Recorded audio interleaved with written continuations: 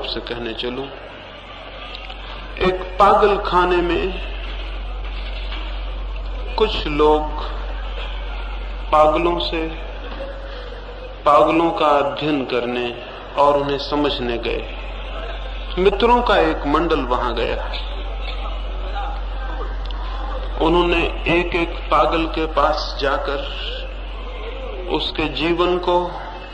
उसके जीवन में घटी दुर्घटना को समझने की कोशिश की।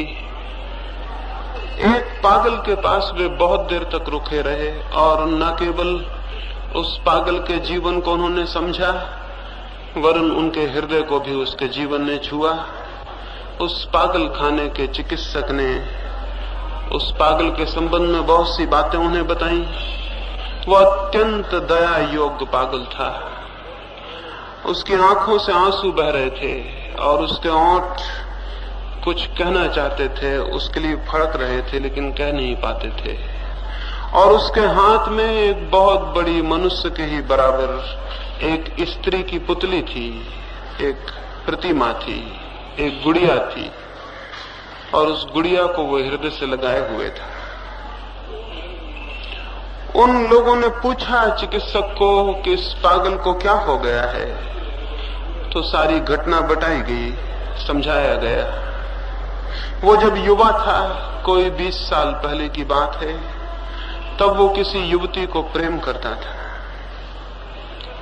इतना प्रेम किया था उसने कि उसके अभाव में उससे अलग होकर वो या तो पागल होता या आत्मघात कर लेता।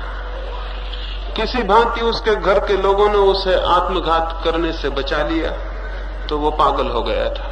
और तब से इन 20 वर्षों में उस युवती की गुड़िया को बनाकर उससे ही प्रेम किया करता था, उससे ही बातें किया करता था। वे सभी जो इस कथा को सुने दुखी हो आए और उनकी आंखें भी गीली हो गईं। उन्होंने पूछा कि उस लड़की का फिर क्या हुआ। चिकित्सक ने बताया उसने दूसरे व्यक्ति से विवाह कर लिया। और तब वे आगे बढ़े और दूसरी कोठरी के समक्ष पहुंचे और उस चिकित्सक ने कहा यही वो दूसरा आदमी है। वे सब हैरान हो गए। उन्होंने पूछा इसे क्या हुआ। चिकित्सक ने कहा ये उस लड़की से विवाह करने के कारण पागल हो गया। इसने बहुत कोशिश की, इसने मरने की कोशिश की, लेकिन लोगों ने मरने न दिया और तब ये पागल हो गए। वे दोनों ही पागल हो गए।